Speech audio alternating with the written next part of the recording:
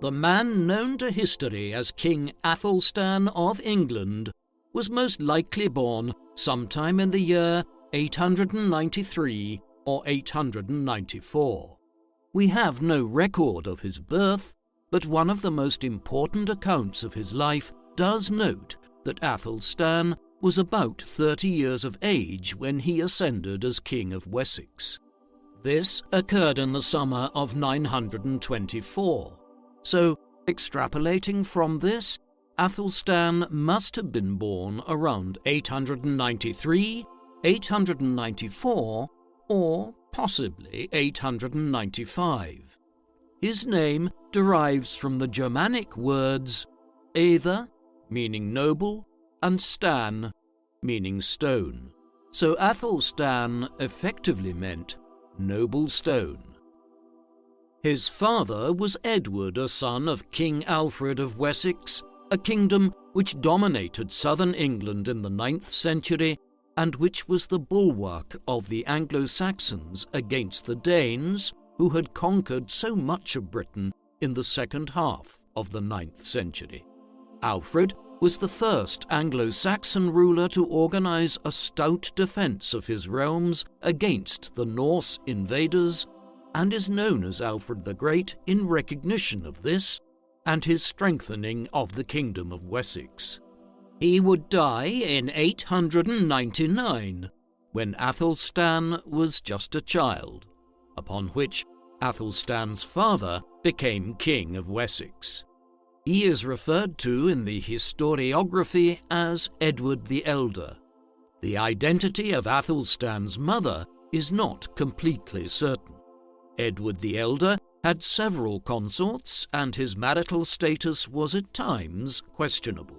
Some historians have asserted that Athelstan's mother was the first of these consorts, a woman by the name of Ecgwin, of whom virtually nothing is known. The evidential basis for even this assertion is very tenuous, as she is not named as Athelstan's mother in any sources written prior to the Norman conquest of 1066. As such, the only evidence for affirming Ecgwin as Athelstan's mother comes from 2 centuries after his time of birth and may not be reliable. What is clear is that Athelstan had numerous siblings and half-siblings from his father's other relationships with at least 2 other consorts named Elfled and Edgithfu. Athelstan was born at a time when Britain was mired in conflict and change. Back in the Iron Age of the first millennium BC, Britain was a patchwork of dozens of Celtic tribes known in this region as Britons that controlled small patches of territory. Much of the island had been united under Roman rule from the mid-1st century AD onwards, although the Caledonians of Scotland never succumbed to Roman control. Britain was one of the only areas of the empire which experienced a strategic withdrawal when the Romans pulled their legions out of the country in 410 AD, as they sought to stop the Western Roman Empire collapsing altogether on the continent as waves of Germanic and Asiatic tribes crossed the Rhine and Danube rivers into Rome's territory. Thereafter, Germanic groups, of which the Angles and Saxons were the most numerous, had invaded Britain and carved out their own polities. In the course of the 6th, 7th, and 8th centuries, numerous such states rose to control large stretches of Britain, corresponding roughly with modern-day England, notably Mercia in the 8th century, while Wessex emerged as a major power in southern England in the 9th century, expanding into the English Midlands at the expense of a declining Mercia. Although Athelstan's grandfather, Alfred the Great, is often labelled as the first king of England, in reality it would be the 10th century before a fully unified and secure English state emerged.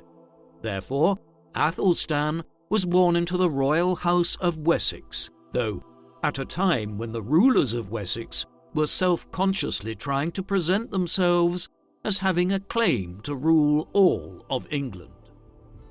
This situation had been enormously complicated in the 9th century by the arrival of what are often, somewhat inaccurately, called the Vikings.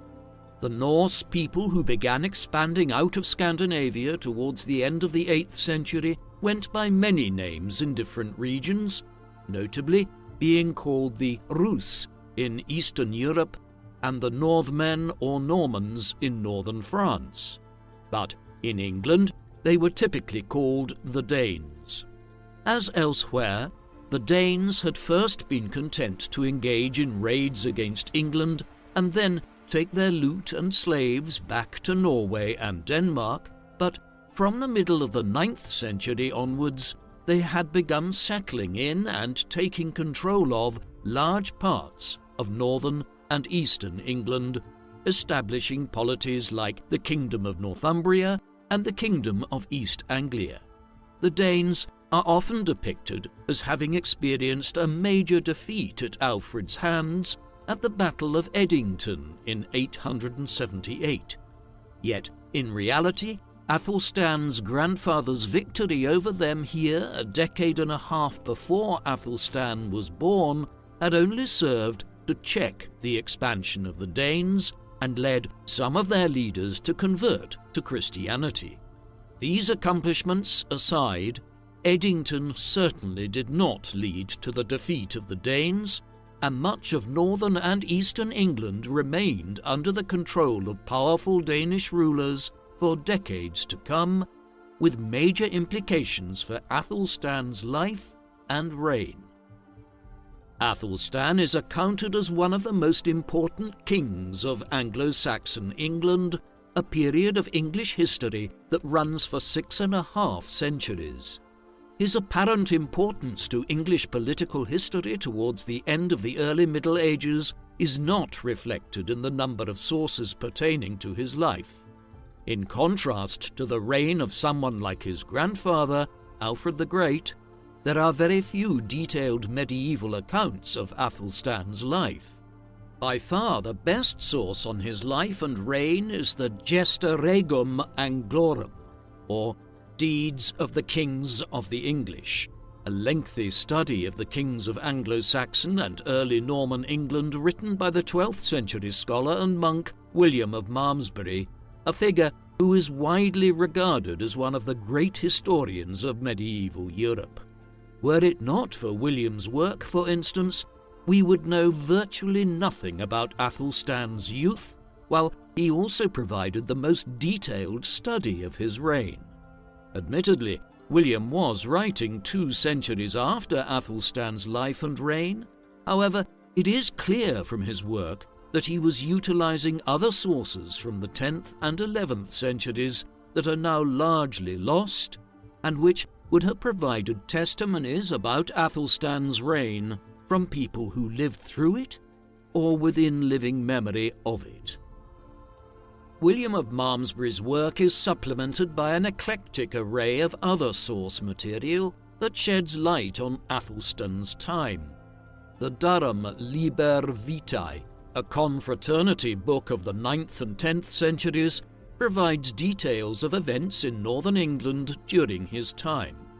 The Mercian Registers are a short series of annals which relate to the Mercia region of the English Midlands and northwest of the country during Athelstan's father's reign. These invariably comment on Athelstan's subsequent time as king and the political background of England in the first half of the 10th century. The Liber Eliensis, or Book of Ely, is a 12th century chronicle of the history of the Ely region in Cambridgeshire between the 7th and 12th centuries, which contains bits and pieces of information on Athelstan, while there is also the material evidence that archaeologists have dug out of the ground over the years and the material culture of coins, relics, and buildings from Athelstan's time that lie in museums and libraries today. Nevertheless, there are still considerable gaps in our knowledge concerning Athelstan, and, as we will see, the greatest battle that he fought, and which has secured his reputation of one of the country's foremost medieval monarchs, is so mysterious in many ways that historians are unclear as to where it was even fought. Indeed, such is the pottered nature of the information available on Athelstan's life and time as king that the first full biographical book on him was only published in 2011, a very peculiar scenario for an English monarch, most of whom have been the subject of dozens of books over the last century or so. Historians were simply reluctant until recent times to try to reconstruct Athelstan's life. Such was the lack of material from which to do so. It is from William of Malmesbury that we learn that Athelstan was favoured when he was little more than an infant by his grandfather Alfred, who gifted his young grandson with valuable presents, including a cloak dyed in rich scarlet, along with a belt that was inlaid with precious gemstones. Alfred also bestowed an ornate sword with a valuable scabbard on his grandson, presumably before Athelstan even possessed the strength to hold it aloft, as the child cannot have been more than 4 or 5 years old at the time, given Alfred's death in 899, when Athelstan was just 5 or 6 years old. It was also to his grandfather that Athelstan owed his education. Alfred the Great was more than just an effective military commander. He was also one of England's first scholar kings, and had patronized a court inhabited by some of the finest scholars of the age. It was under some of these, many of them church figures who continued to inhabit the royal households of Alfred's sons and daughters after his own death, that Athelstan learned Latin and other subjects in the late 890s and into the 900s. Coins and royal portraits provide highly stylized versions of Athelstan's appearance, though we learn from William of Malmesbury that he was slightly smaller than the average height of those times, and so not much above 5 foot, while he had a thin frame and fair brownish gold hair.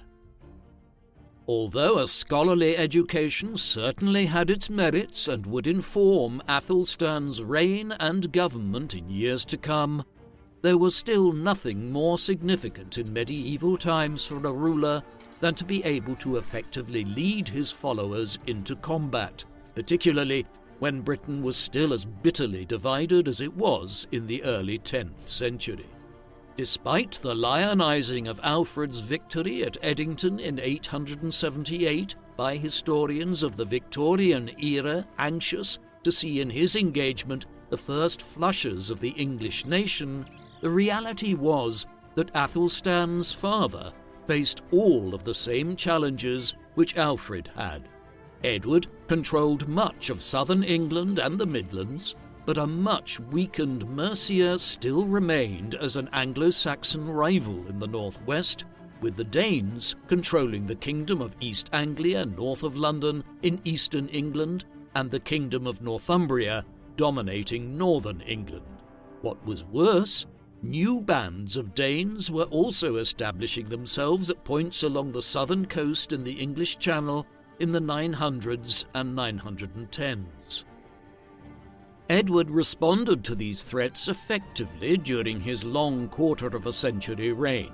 He managed to root out many of the Danish toeholds in the south, while Mercia was subjugated to a large extent when Athelstan's aunt, Athelfled, became Lady of the Mercians after her husband, Ethelred, the Lord of the Mercians, became seriously ill in 909.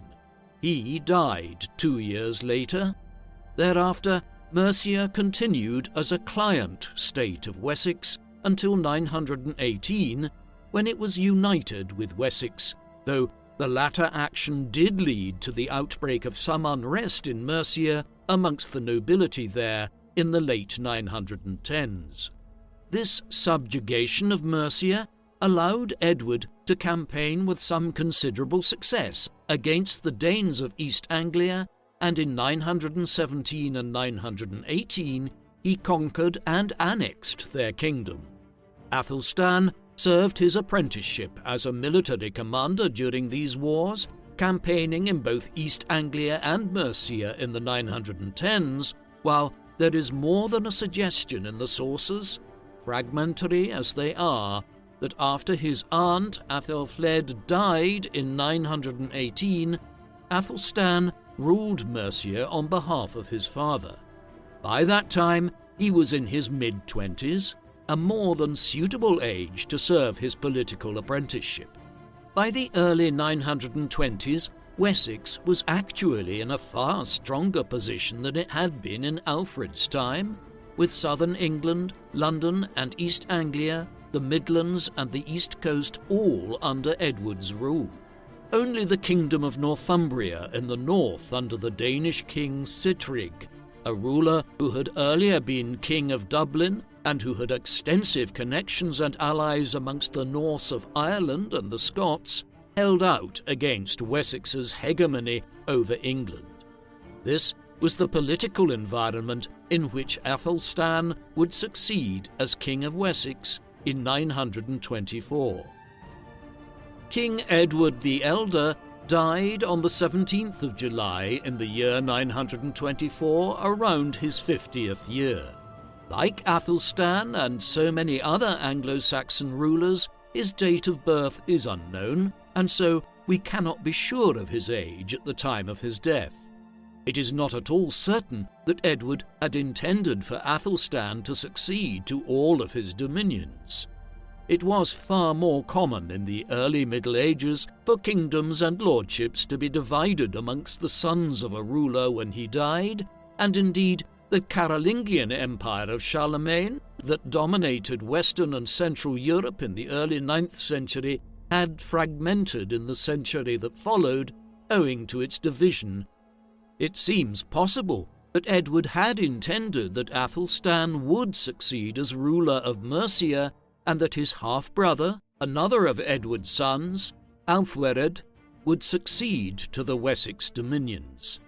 If this was the favoured arrangement, it never came to fruition, as Aelfwered conveniently died at Oxford 16 days after Edward under unclear circumstances. That there was perhaps some reluctance to accept Athelstan as ruler over the entirety of Edward's dominions is indicated by the fact that it was September 925, a full 14 months after his father's death, before Athelstan's coronation was held. The delay may have been owing to some opposition to Athelstan, which was drummed up by another of his half-brothers, Adwina, a biological full brother of Aelfwered, and a figure who seems to have had a base of support in Winchester, the capital of the Kingdom of Wessex. Athelstan eventually overcame the opposition, but Adwina would remain a rival in years to come.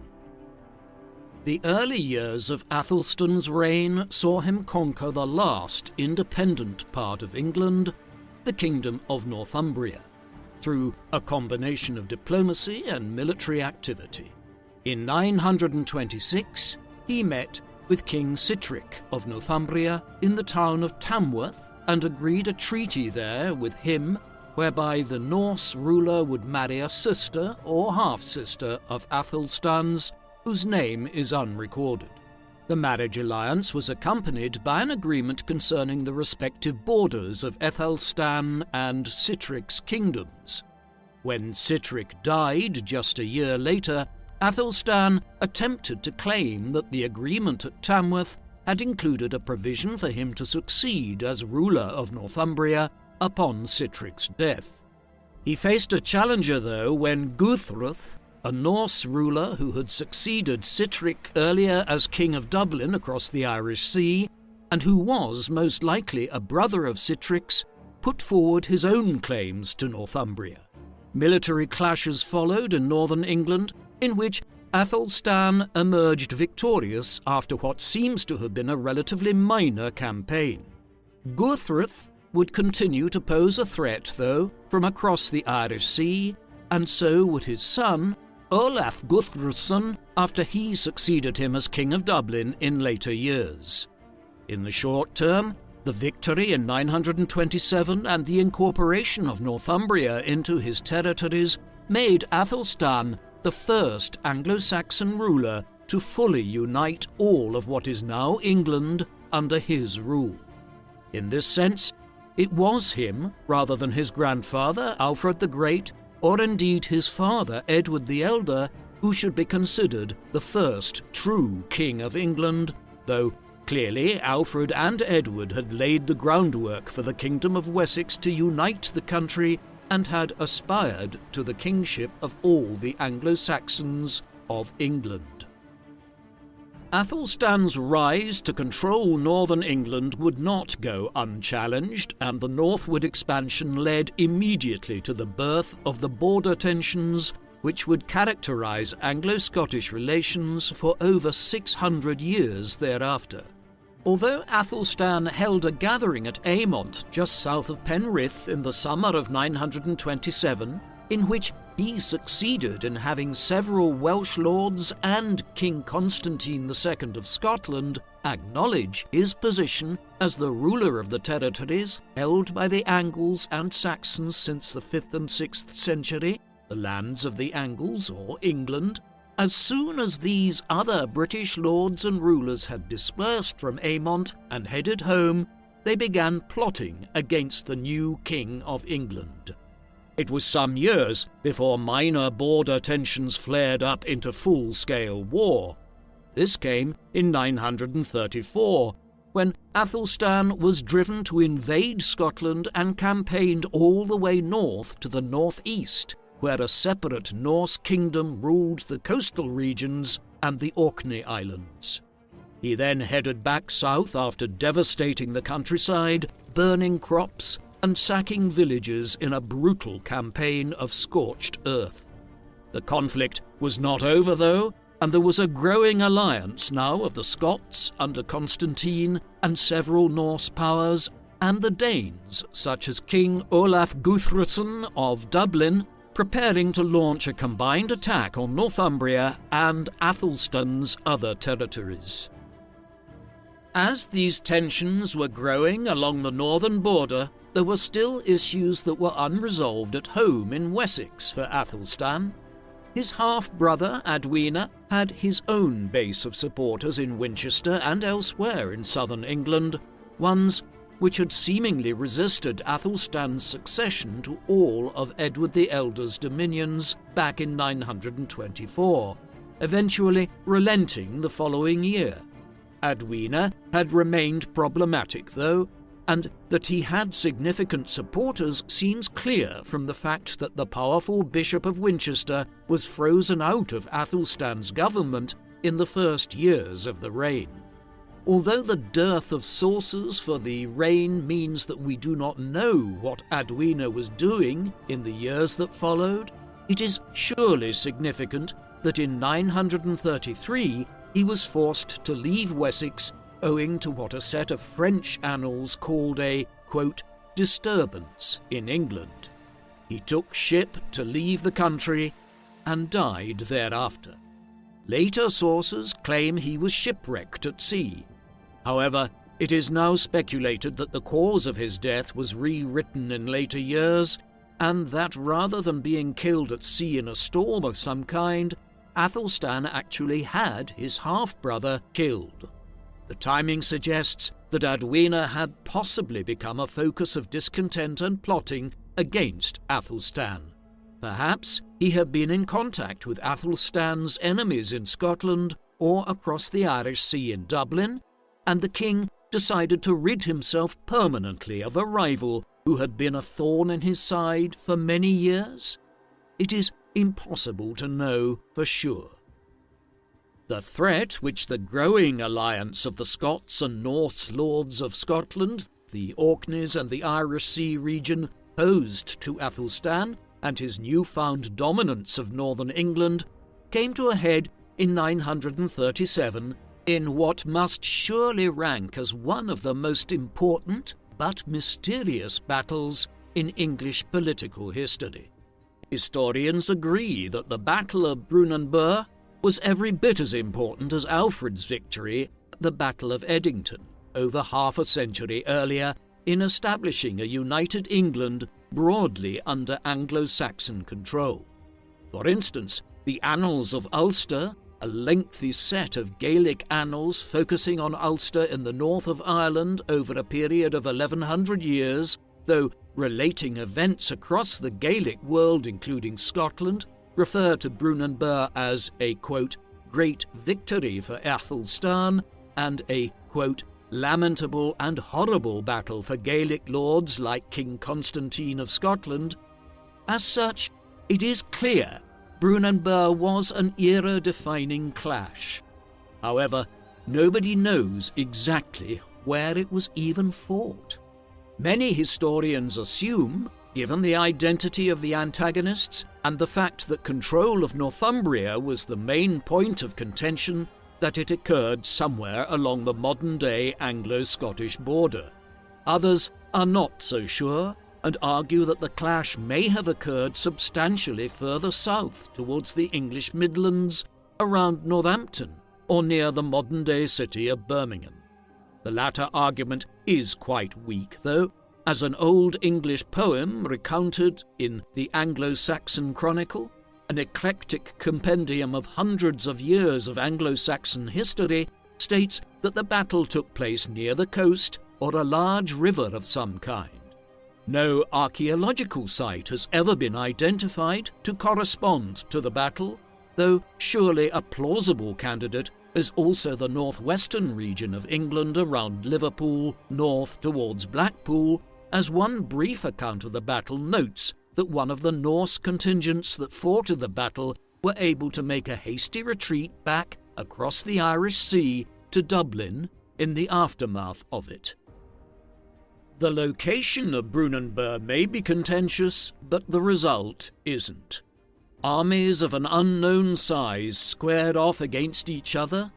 Athelstan's Anglo-Saxon forces, which must have included a sizable contingent of Danes who were second and third generation settlers in places like East Anglia and willing to fight for an Anglo-Saxon king, faced a coalition of Scots and Norse soldiers led by King Constantine of Scotland, King Olaf Guthrason of Dublin, and a number of more minor lords, which probably included King Owain of Strathclyde.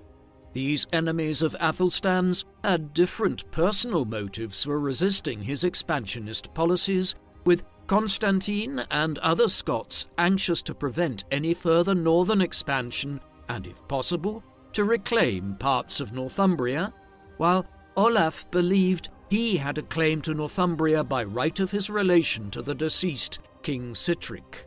Whatever ambitions they might have had soon vanished.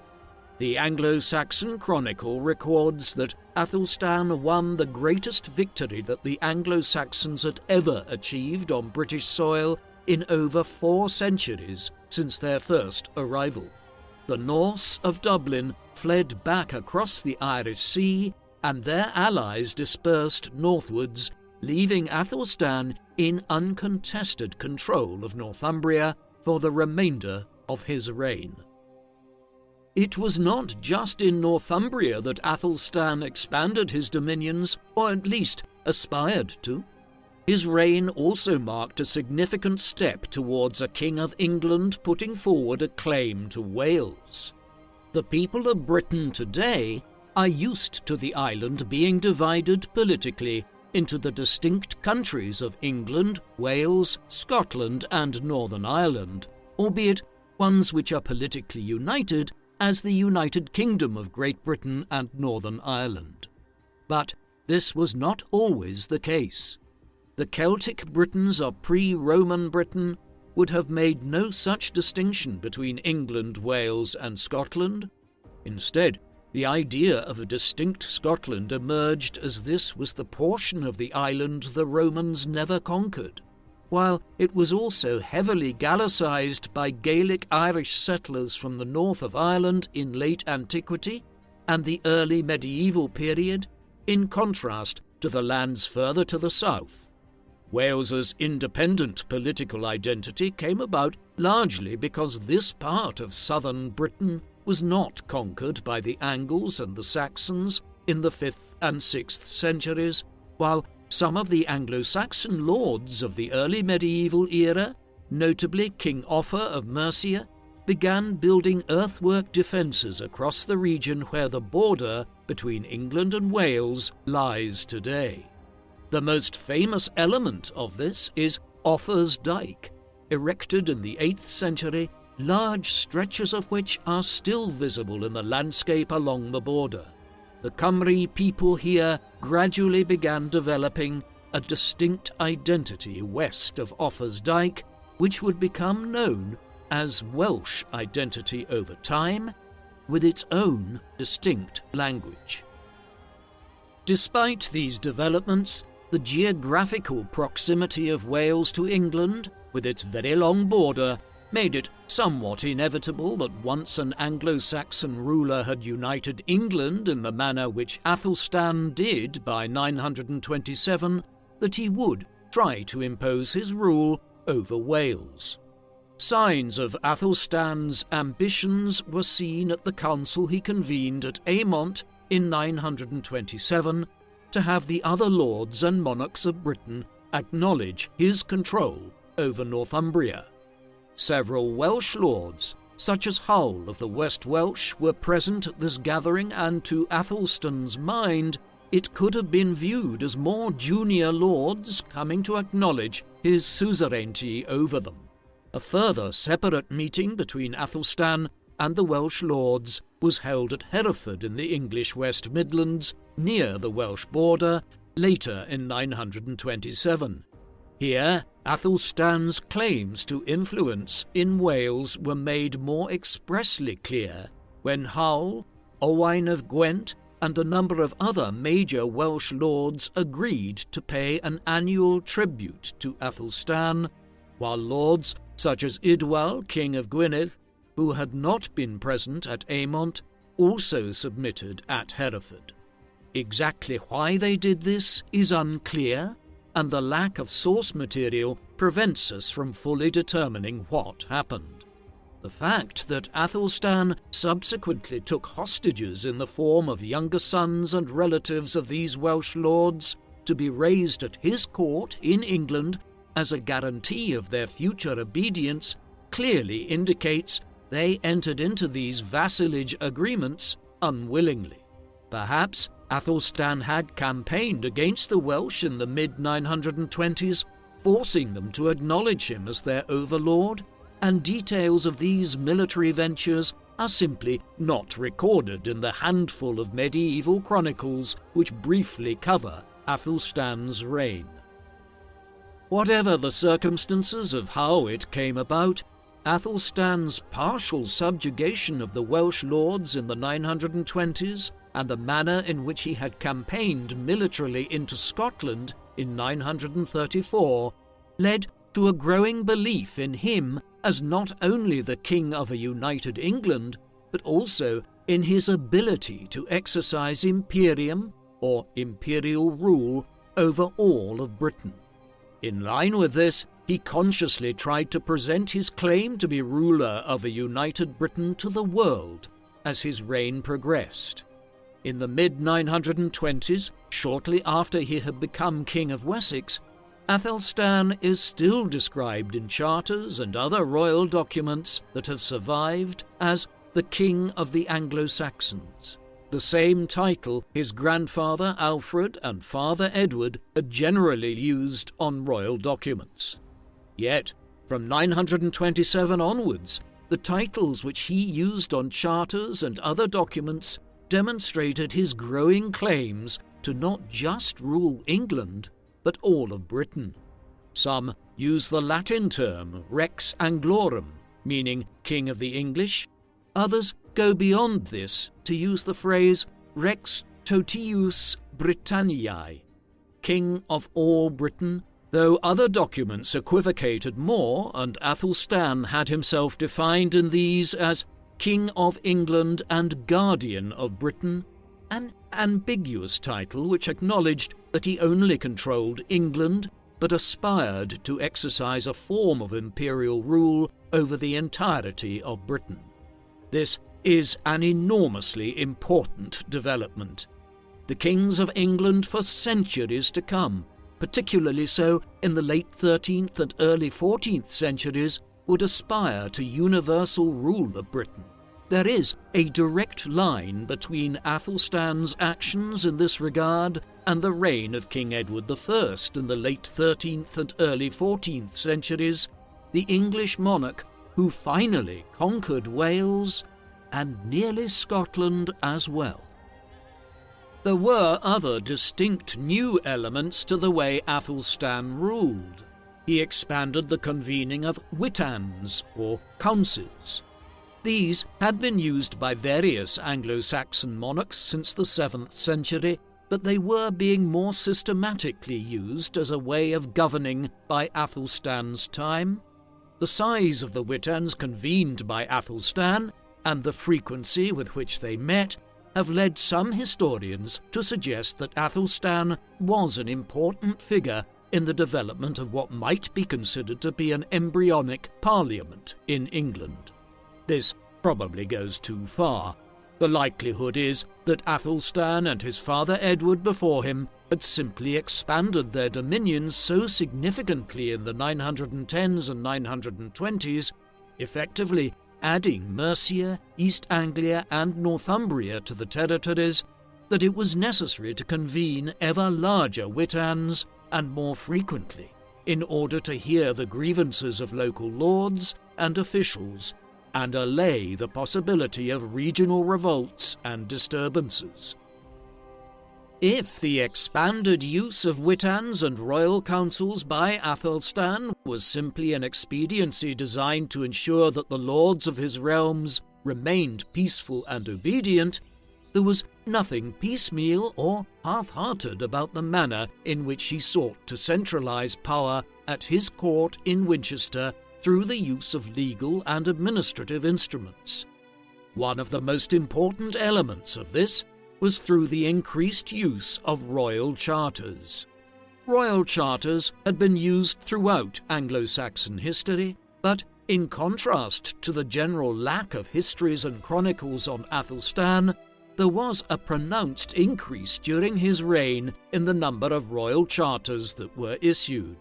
Furthermore, studies of these have identified clear literary connections in terms of how they were being composed, and that they must have been the work of a handful of anonymous scribes who were employed by Athelstan at Winchester over a period of years, pointing towards a growing chancery or embryonic civil service of a kind at the court there.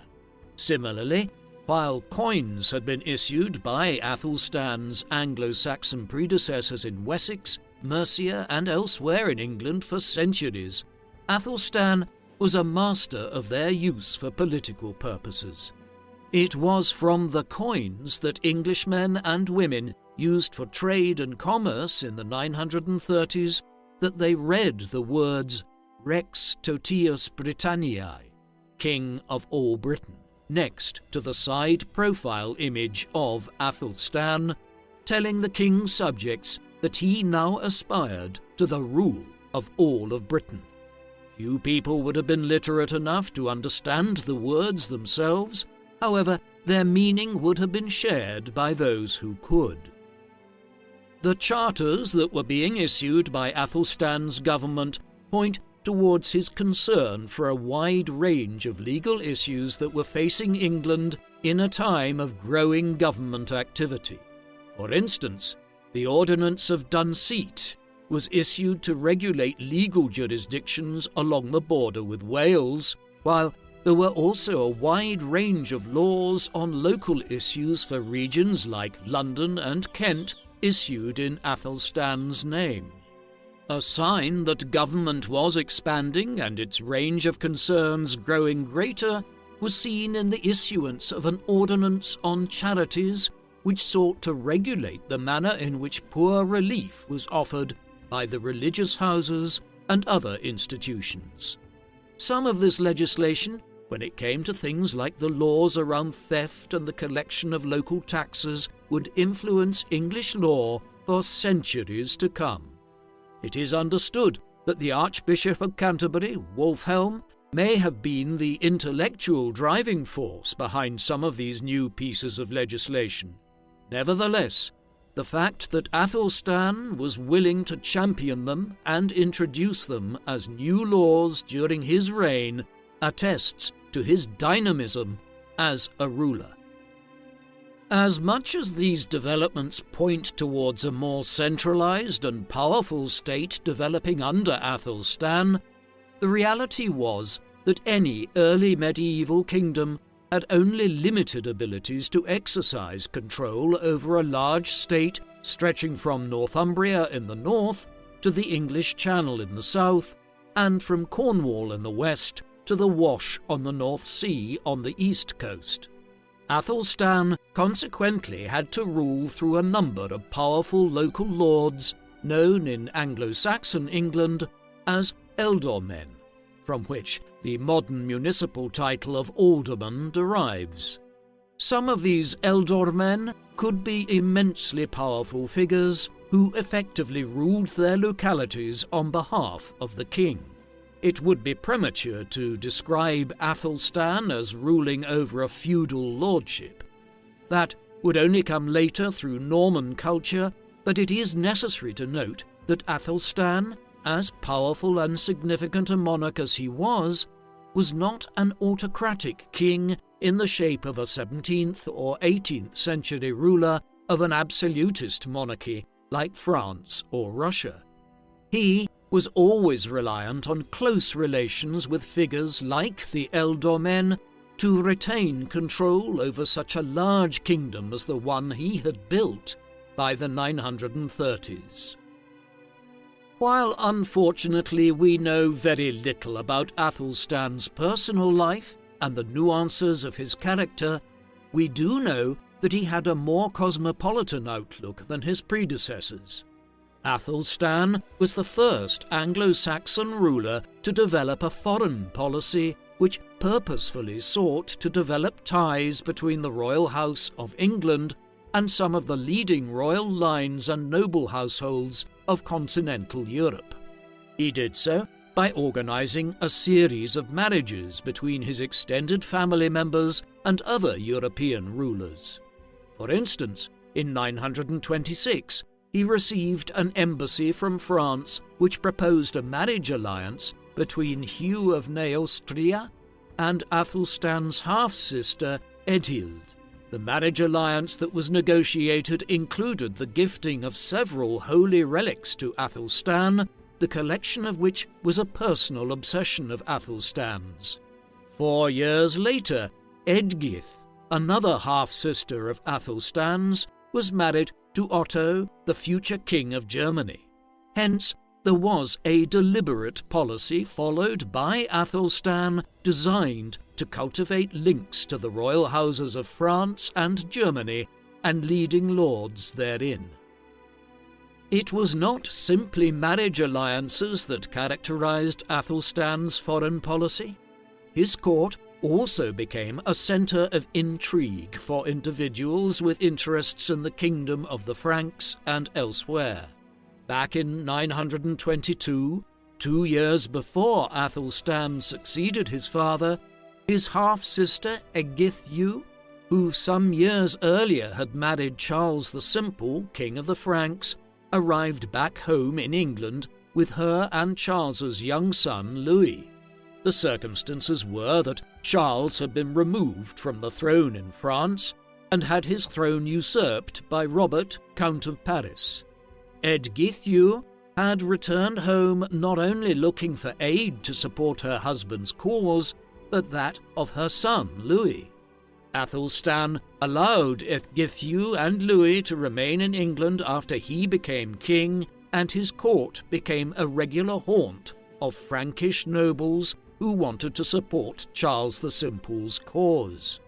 That became Louis's cause from 929 onwards, when Charles died, and from that date onwards, Athelstan was effectively supporting his half-nephew's claim to the title of King of the Franks. Louis had many supporters, chief amongst them the Margrave of Neustria, Hugh the Great, who in 936 paved the way for Louis to return to France and claim his father's throne. It was the beginning of an alliance between the Frankish state and England, as Athelstan contributed towards a fleet which King Louis sent to reduce some of his more unruly lords in the Flemish sections of the Low Countries in 939. Other visitors to Athelstan's court in the 930s from the continent included lords of northern France who were being displaced by the Norse settlers there, in a portent of England's future issues with the Normans across the English Channel. Athelstan's foreign policy when it came to the monarchies and states of continental Europe centred on marriage alliances, and these entirely revolved around his half-siblings and their offspring. This was because Athelstan did not marry himself. Nor is there any evidence that he entered into concerted marriage negotiations at any time, and he was clearly an intentional bachelor. Most historians of late Anglo-Saxon England agree that Athelstan's decision not to marry was owing to his clear religious piety and a desire to remain celibate. The various chronicles and annals mention that he was unusually religious, and this accounts for his not marrying. He almost certainly didn't have any children out of wedlock either, although there is one curious stray reference in the Book of Ely to Ely Cathedral as having received gifts and a financial bequest of some kind from a daughter of Athelstan's. The most likely explanation for this erroneous statement is that the compiler of the book, which was produced in the 12th century, some 200 years after Athelstan's time, mistook one of his half-sisters or a niece for the king's daughter. Athelstan's religious fervour was symptomatic of an era of growing Christianity in England. This was part of a religious reform movement which had begun under Athelstan's grandfather and which continued into the 10th century, part of which was owing to a strand of thought known as millenarianism, which perceived that the approach of the year 1000, the millennium anniversary of Jesus' birth, might augur the second coming of Christ. Athelstan's religiosity led him to patronizing numerous monastic abbeys and institutions. For instance, he founded new abbeys, those of Milton Abbas in Dorsetshire and Michelney in Somersetshire being the most prominent. Other existing religious houses that benefited from his largesse included Malmesbury Abbey. Given that the main chronicler of his reign, William of Malmesbury, was a monk here 2 centuries later, we need to bear in mind that William might have been inclined to present an overly positive account of Athelstan in his portrayal of the king and his accomplishments as a monarch who had patronized Malmesbury Abbey.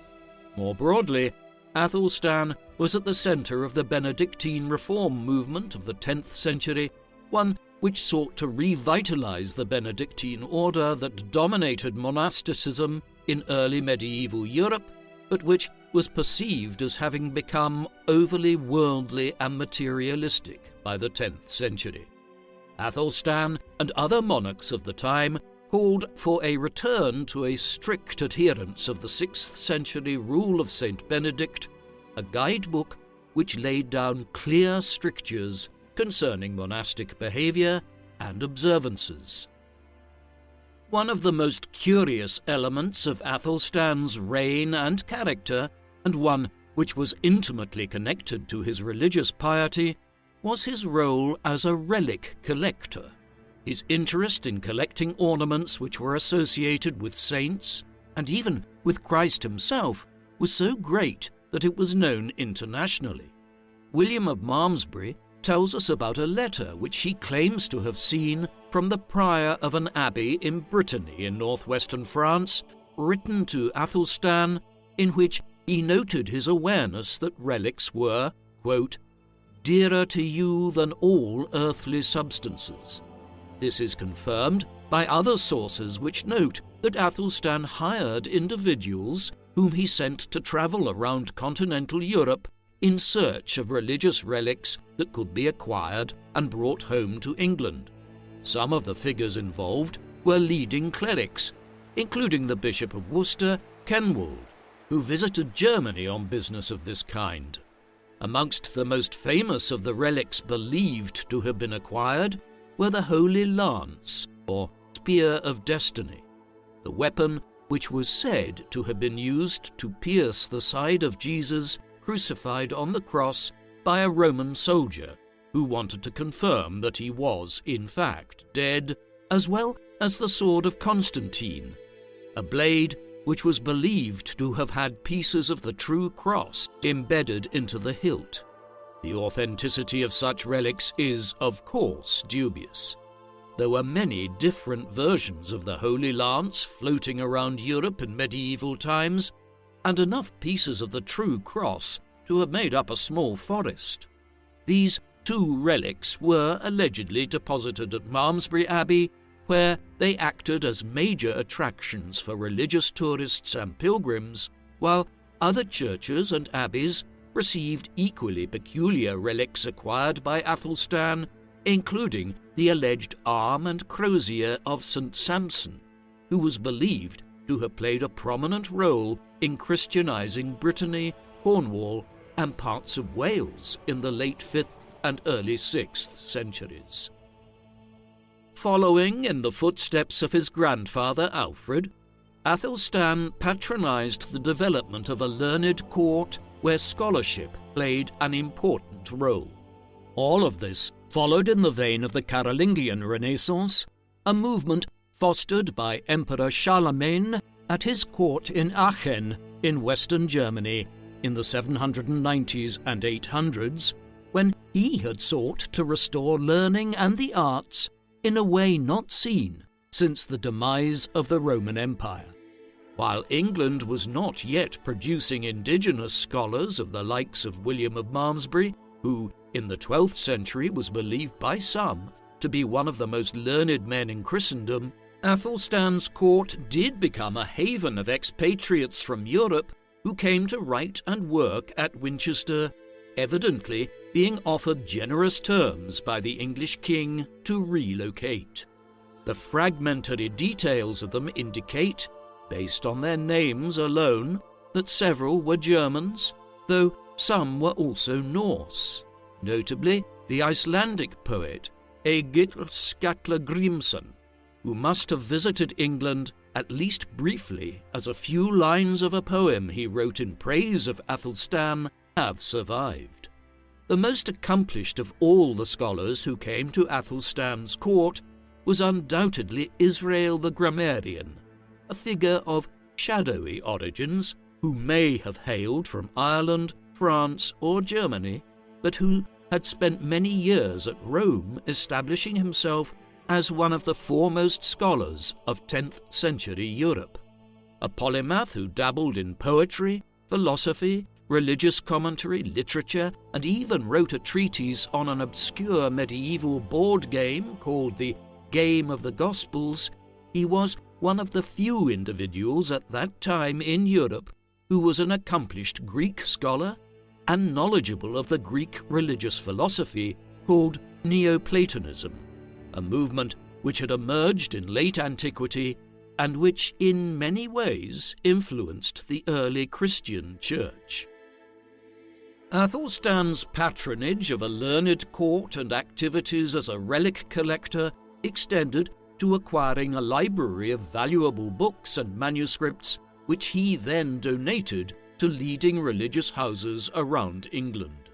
Books were an enormously valuable commodity in early medieval England, particularly vellum copies of the Bible, where they were copied out ornately.